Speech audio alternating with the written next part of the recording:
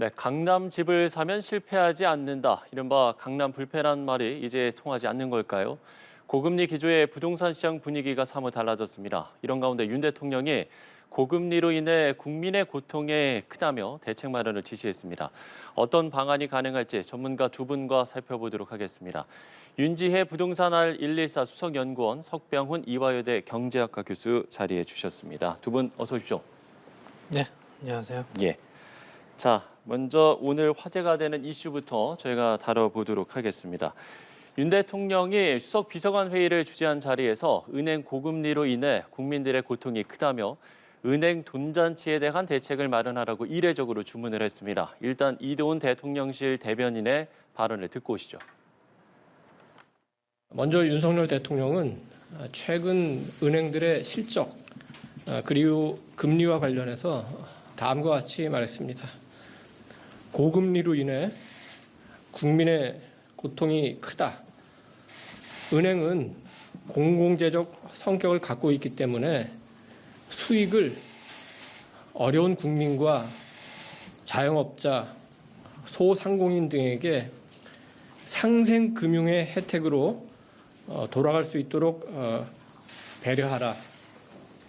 이와 함께 향후 금융시장 불안정성에 대비해서 충당금을 튼튼하게 쌓는 데에 쓰는 것이 적합하다. 이렇게 강조했습니다.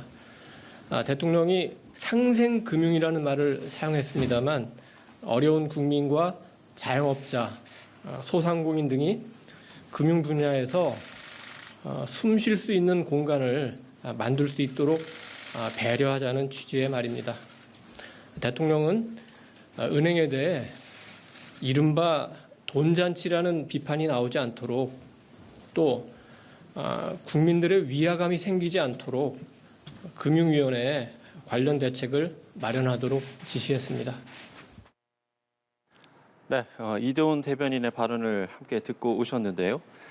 성과급 잔치를 한 은행권을 비판하는 목소리가 커지자 대통령이 직접 나선 모습입니다. 어떻게 좀 들으셨는지요?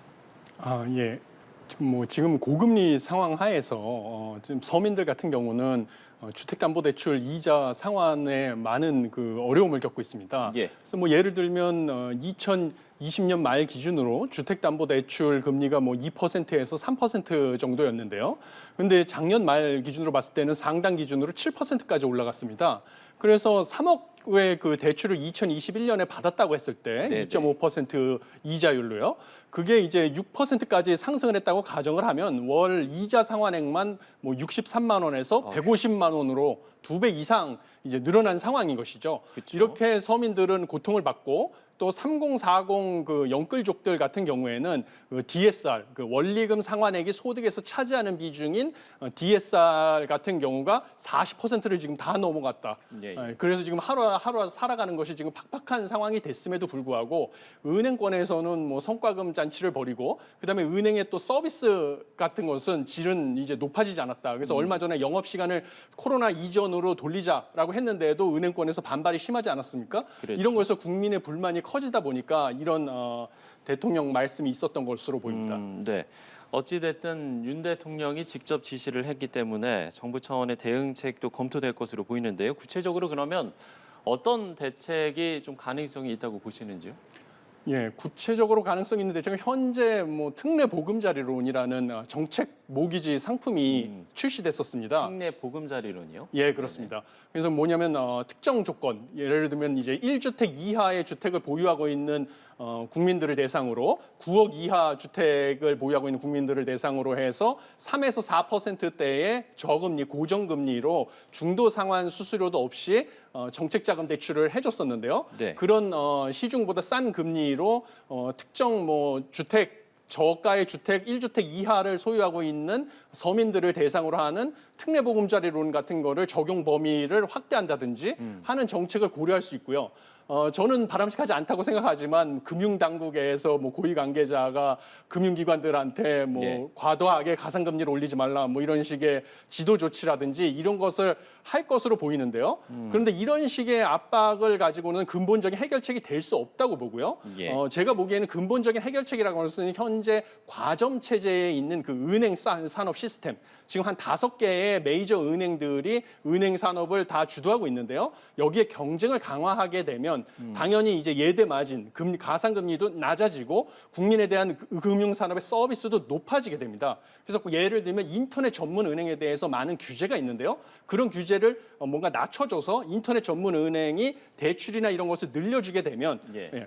국민에 대한 그 은행 산업의 서비스도 좋아지고 예금 금리도 올라가고 대출 금리는 낮아지는 이런 혜택을 볼 수 있는 것이 근본적인 해결책이 아닐까 하는 생각을 하고 있습니다. 예.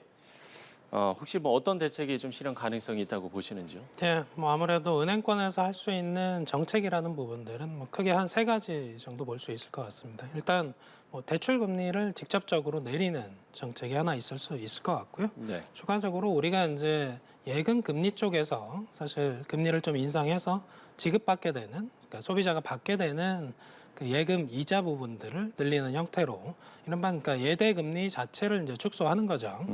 거기에 대한 게 하나 있을 것 같고요. 그리고 추가적으로 지금 문제가 되는 거는 서민 쪽에서 이제 금리가 크게 높아지면서 이 부분들이 사실 신용도가 낮으신 분들에게는 어떻게 보면 우산으로서의 기능을 못 한다는 거죠. 그렇죠. 그런 부분들 고려했을 때 서민 중심으로 이제 대출금을 좀 늘리고 금리를 낮추는 형태들에 있어서의 따로 지원을 하는 그런 정책들이 나올 수 있지 않을까, 이렇게 크게 3가지 정도로 보고 있습니다. 예. 예.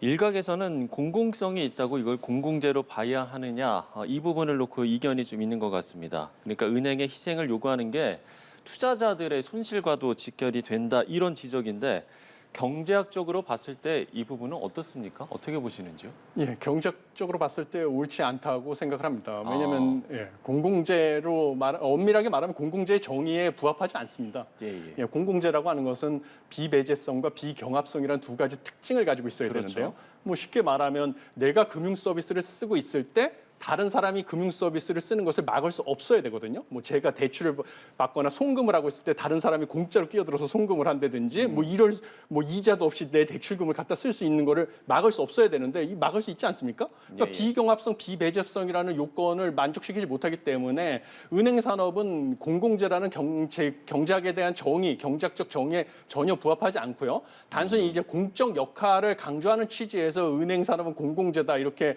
지금 강조를 하는 것 같은데요. 예. 이 공적 역할이라는 개념도 좀 오해가 있다고 저는 생각을 하고 있습니다. 금융 산업에, 은행 산업에 뭔가 위기 시에는 공적 자금이 투입이 되니까 지금 같이 은행 산업의 뭐 실적이 좋을 때는 뭐 국민 경제가 어려우니까 여기 역할을 해야 되는 게 아니냐, 이런 논거로 공적 역할을 강조하고 있는데요. 위기 시에 금융 산업에 공적 자금이 투입되는 이유는 금융기관이 도산을 했을 경우에는 그것이 이제 기업체의 도산으로도 연결이 될 수가 있고 금융기관에 예금을 한 서민들도 이제 예금을 다 손실을 보게 되니까 또 서민한테도 피해가 오고 이러는 국민 경제 내외에 전반적으로 엄청난 나쁜 파급 효과가 있기 때문에 이것을 막기 위해서 불가피하게 공적 자금을 투입을 하는 것입니다. 그렇기 때문에 이 은행의 공적 역할을 막기 위해서 강조하기 위해서 금융감독 당국이 감독을 하는 역할은 뭐냐면 은행이 뭔가 대출이나 이런 거를 갖다가 제대로 심사를 하지 않고 집행을 해서 나중에 부실이 발생을 하는 것을 막기 위해서 감독을 철저히 하라는 것. 향후 추가적인 공적 자금 투입을 막기 위해서 감독을 추가적으로 하는 것에 중점을 맞춰야지 은행이 앞장서서 우리가 옛날에 공적 자금 투자해 줬으니까 뭐 서민을 지원해라. 뭐 이러면 이게 오히려 나중에 서민에게 저리에 대출을 해줬다가 그게 부실화되면 은행에 또 공적 자금을 투입해줘야 될 상황으로 몰릴 수밖에 없는 것이거든요. 그러니까 서민금융 지원의 역할은 오히려 정부에서 재정을 투입해서 하거나 국책은행이 해야 될 일이지 주주들이 투자를 받은 민간은행에서 해야 될 역할은 아닌 것입니다. 경제학적으로 봤을 때는. 예, 알겠습니다. 경제학적인 견해를 좀 들어봤고요. 자, 부동산 얘기를 해볼 텐데요. 앞서서 이제 서두에서 강남 불패란 이야기를 했습니다. 그러니까 이제 강남권은 수요가 많기 때문에 집값이 떨어지지 않는다라는 이야기인데 최근에 좀 분위기가 달라졌다라는 이야기들이 나오고 있는 것 같습니다. 어떤 이유에서입니까? 뭐 기본적으로 강남 불패 뭐 이런 거는 사실 시장에서는 많이 쓰는 용어긴 합니다만 실제 현실에서는 불패였던 적은 없습니다. 예를 들어서 2008년 글로벌 금융위 때 당시를 보시면 사실은 강남, 서초, 뭐 송파 혹은 용산, 목동 뭐 이런 지역들이 더 하락폭이 컸었거든요. 이렇게 이제 고가 지역들은 사실은 경제 여건에 좀 굉장히 민감한 패턴들을 보이고요. 그리고 우리가 지금 강남권 쪽에서는 재건축 단지가 굉장히 많습니다. 그러다 보니까 투자재 성격으로 직접 거주보다는 투자 성격으로 많이 들어오신 분들이 있다 보니까 사실은 과거에 경기 침체기에는 더 많이 하락을 했었고요. 그래서 네. 강남 불패란 말 자체는 썩 옳은 얘기는 아니고요.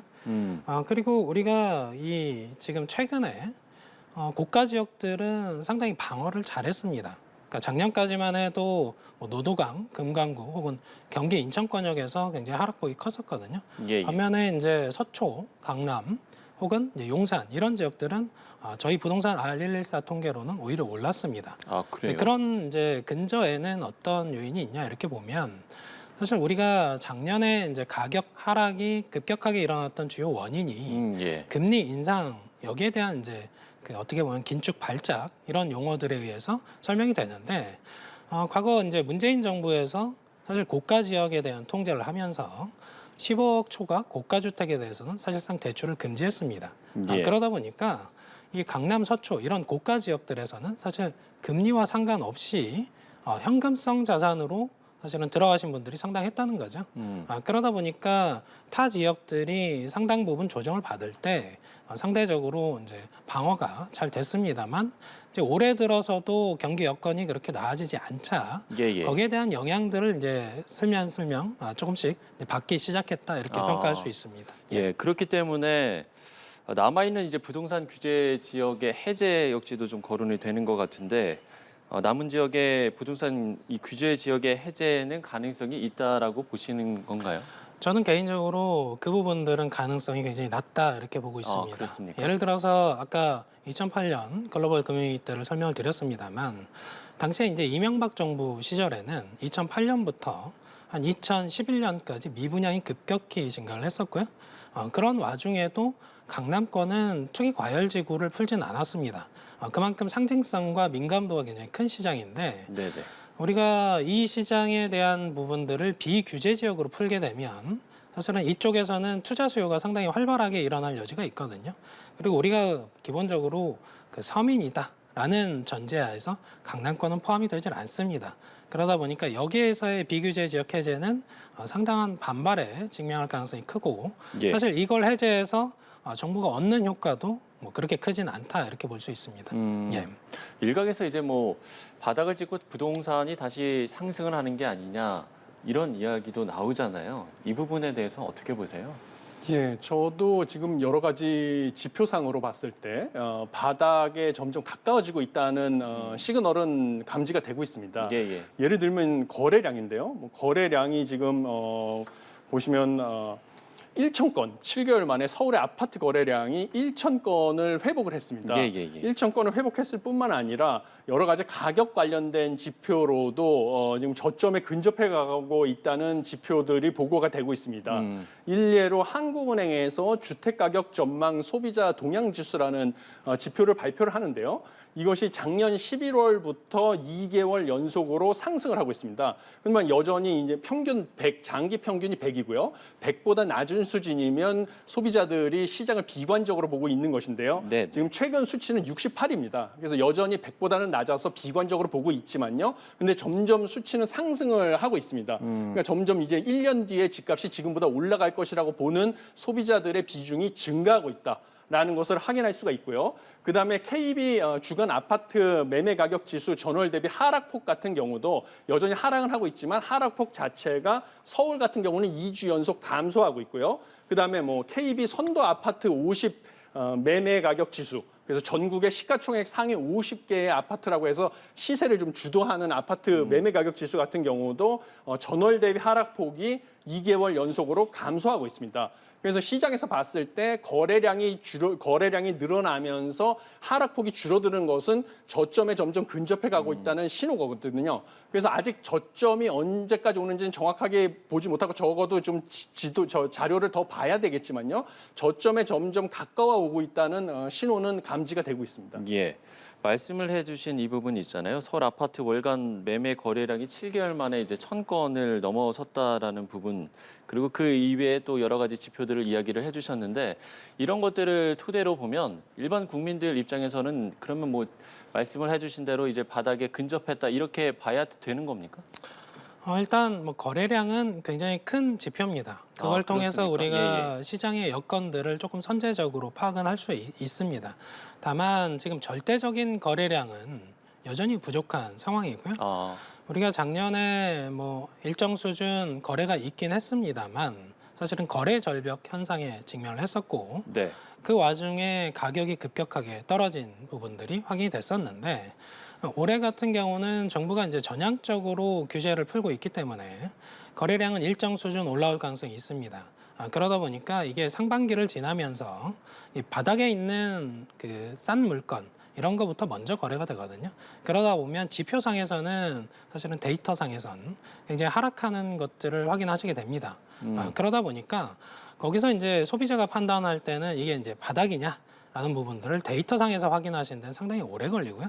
이 거래량에 좀 주목해서 보시면 지금 그 월간 서울 아파트 거래량 1,000건 넘은 걸로는 여전히 굉장히 부족한 부분이고요. 이게 이제 장기 평균으로 봤을 때는 2,000에서 한 3,000건 이상으로, 그러니까 지금보다도 한 3배 이상 올라와 줘야 그쯤에서 이제 이 시점에서는 급매물들이 빠르게 소진되고 있다 정도에서 해석을 하실 수 있을 것 같습니다. 예. 저희가 깡통 전세 이야기를 안 해볼 수가 없을 것 같은데요. 특히 전세 대란이 가장 심각했던 2021년 이제 가을 전후로 계약을 했던 전세 만기가 이제 다가오고 있기 때문에 올 하반기에 역전세 대란이 일어나는 게 아니냐 이런 우려가 나오고 있거든요. 이 부분 어떻게 보세요? 예, 뭐 대부분 빌라 같은 이제 비아파트 자산군에서 좀 그 부분들이 심화되고 있습니다. 예. 일단 우리가 이 부분들을 좀 이원화해서 좀 보실 수가 있는데요. 예를 들어서 2020년 7월 말에 임대차 3법이 시행이 됩니다. 그래서 5% 상한제와 계약갱신 청구권이 시행이 그렇죠. 되잖아요. 그러면서 그때부터 한 1년, 2년 사이에 전셋값이 한 20%, 30% 폭등을 합니다. 예. 근데 그 와중에 우리가 5%만 올리고 갱신된 건이 있고 그 와중에 30%, 40% 이렇게 개별 단지별로 높게 올려받은 단지들이 있습니다. 그래서 우리가 이제 시장이 그때 당시에 뭐 이중 가격, 심하면 뭐 다중 가격이 형성이 돼 있다 이렇게 평가를 했었는데 예. 그 부분들이 지금 이제 계약 만기가 다가오면서 그 새롭게 이제 갱신을 하거나 혹은 신규 계약으로 전환이 되고 있는 겁니다. 그러다 보니까 그때 당시에 30% 이상을 그대로 올려받은 그런 단지들 중심으로 역전세난이 심화될 가능성은 큽니다만 5%만 올리고 그때 당시에 갱신이 된 단지라면 뭐 크게 우려되는 수준은 아니다 이렇게 평가를 할 수 있습니다. 예. 의견에 뭐 공감하시는지요? 글쎄, 저는 좀 다른 생각을 다른 가지고 입장입니까? 있는데요. 예. 예.